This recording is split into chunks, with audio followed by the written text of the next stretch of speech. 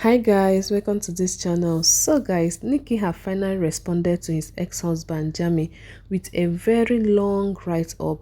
I have a lot of things to say about this, but before I do that, let's read what Nikki have to say. I made a video responding to the allegation and was ready to press post, but for the sake of our children, I am not going to engage in a back and forth online. I will share content that was missing from his video and leave this subject alone. I have had no contact with him since he posted that video, nor have I threatening legal action. Jamie removed this video simply because he saw that people weren't buying his story. Guys, I think Nikki saw my video because this is what I said in my last video, that someone might be somewhere pressuring Jamie to bring down the video. So now Nikki have cleared this part. Let's move on. I felt something wasn't right in my marriage, but I didn't know what I was experiencing. Then in June 2019, I came across the broadcast Love and Abuse, where I discovered what emotional abuse was. I made the mistake of telling him I knew he was emotionally abusive and probably a convert nag. I never cheated on Jamie and he knows that, but he was quick to run a smear campaign through the community about why we broke up. I want to make it very clear that what you witnessed was reactive.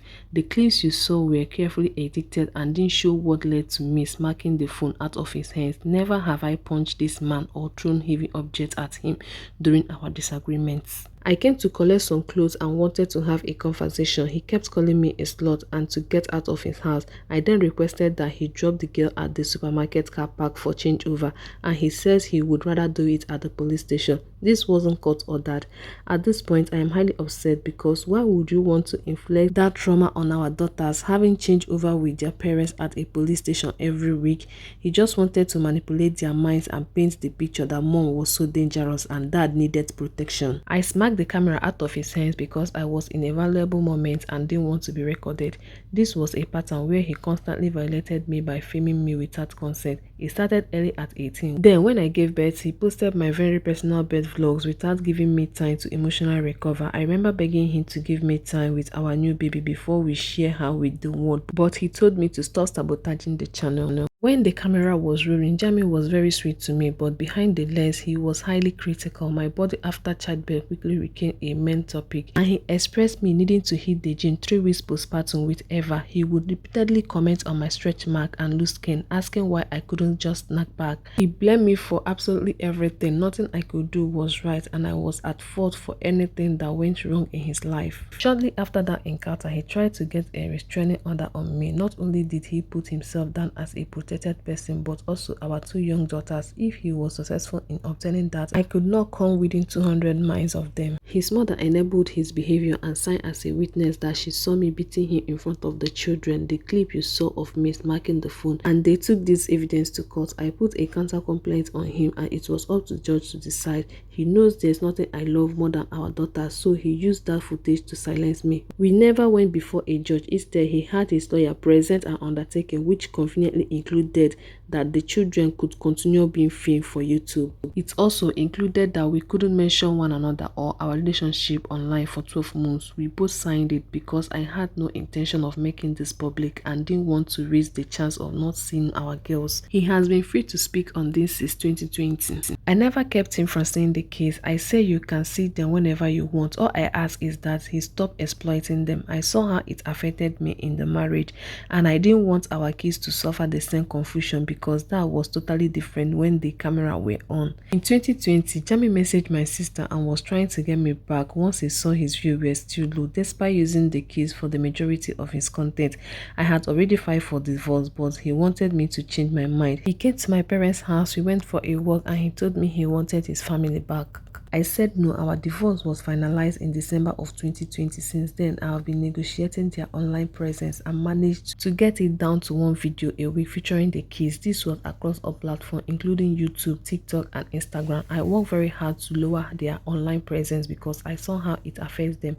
I initially agreed to him filming with the kids as long as he pays them a percentage, but he refused that offer. He claims I was vengeful, but after I left, he stole the channel, changed password to the business email, so I couldn't work with past clients, and changed our bank details on AdSense so that revenue from our past vlog went to his personal account. He kept the vlogs for himself, leaving me with zero memories of our children. I requested my full bed videos, but he kept them from me. For 3.5 years, he used this as a reference so that I changed my stance on him making content with the girls. Part of the reason I vlog was to have a memory diary of our babies as they grew, but he kept this from me too. I even asked for footage of my sister Sarah. He had all the hard drive and he told me they were destroyed. Please keep in mind my sister isn't alive anymore and they were the only video of her I had to turn back and remember her. He knew our children and my sister were a sensitive spot for me, so he would use these two things to control me. Jami's health issue never stopped him from partying with friends, never stopped him from taking trips overseas while I looked after our children. When I did ask for assistance, he would throw it in my face that I was the one who wanted kids. So I find it interesting that he claimed he is too sick to work a regular job.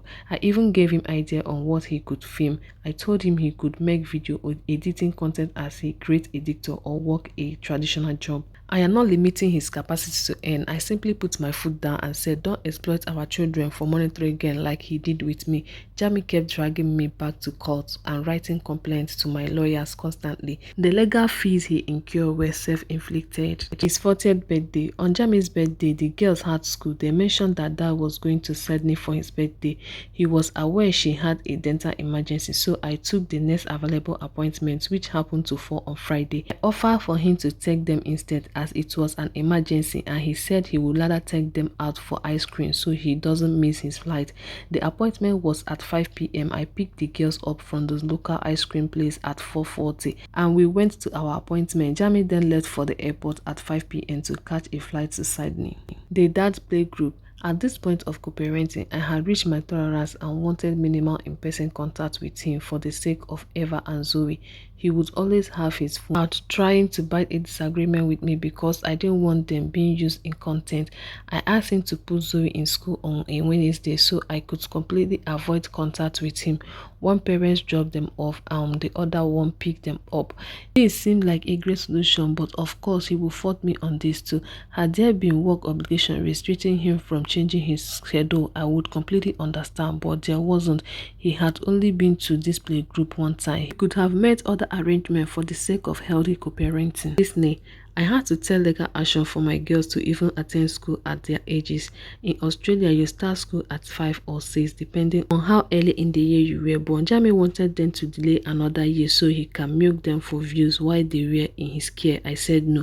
We live in Australia and California was a very far flight and he had never taken them out of the country alone. I didn't want them to go, but I offered to come so the girls didn't miss out on the experience, but he knew if I was there I wouldn't like him filming them as much as he made co-parenting the issue. I wanted to put our issue aside and give the girls some happy memories with both parents. I brought up the matter of schooling because he took me back to court and forced me to send the girls to this very expensive private school. This was his request and I am now responsible for their expenses. The pressure is not something I would ever take lightly. The comments I made on the recorded audio were not okay. Before he pressed record, he was calling me crazy and said I needed psychiatric help, threatening to take full custody of our kids, so I stooped to his level. This isn't excuse. I apologize if this statement caused offense to anyone. Long story short, this was a very manipulative and calculative attack on not only myself, but this act will also cause collateral damage to our 2 children. This was a 4-year-old clip and now this clip will remain online forever. I have moved on with my life. I am in loving, genuine relationship. I am finally at peace. This senior campaign was made to not only garner sympathy from his audience, but to revive a stagnant YouTube channel, sell an unreleased children's book, and completely slander my reputation. Jami wanted revenge for me putting my foot down and restricting how often he posts the girls online. It disheartening me that I need to even make this statement because most people with discernment can see it for what it was. Thank you for taking the time out of your day to read this. To Eva and Zoe, I'm sorry. Guys, first of all, I will say that I feel for their kids, Zoe and Eva. And second of all of us have moved on.